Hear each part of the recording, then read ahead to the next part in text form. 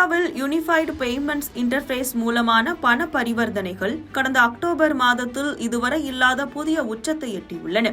ஆயுத பூஜை, தீபாவளி போன்ற பண்டிகை கால செலவினங்களின் அதிகரிப்பு மற்றும் ஜிஎஸ்டி சீர்திருத்தங்கள் காரணமாக இந்த சாதனை நிகழ்த்தப்பட்டுள்ளதாக தேசிய பண பரிவர்த்தனை கழகம் தகவல் தெரிவித்துள்ளது. யுபிஐ பயன்பாடு மக்களிடையே அதிவேகமாக அதிகரித்து வருகிறது.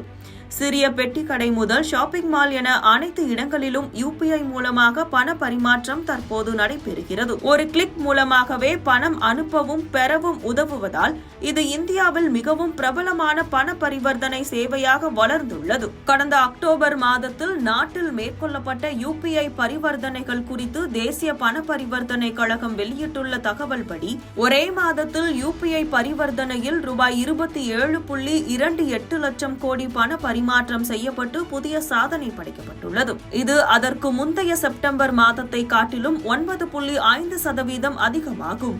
இதற்கு முன்னதாக மதிப்பு அடிப்படையில் கடந்த மே மாதம் மேற்கொள்ளப்பட்ட ரூபாய் 25.14 லட்சம் கோடி பரிவர்த்தனைகளே அதிகபட்சமாக இருந்தது குறிப்பிடத்தக்கது.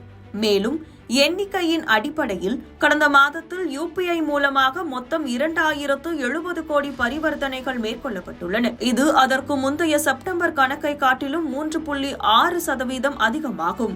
இதற்கு முன்னதாக எண்ணிக்கை அடிப்படையில் கடந்த ஆகஸ்டில் மேற்கொள்ளப்பட்ட 2000 கோடி யுபிஐ பரிவர்த்தனைகளே அதிகபட்சமாக இருந்தன.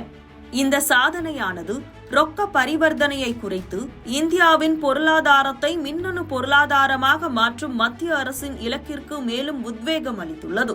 அக்டோபர் மாதம் முழுவதும் தினமும் சராசரியாக 66.8 கோடி பரிவர்த்தனைகள் யுபிஐ மூலமாக மேற்கொள்ளப்பட்டுள்ளன.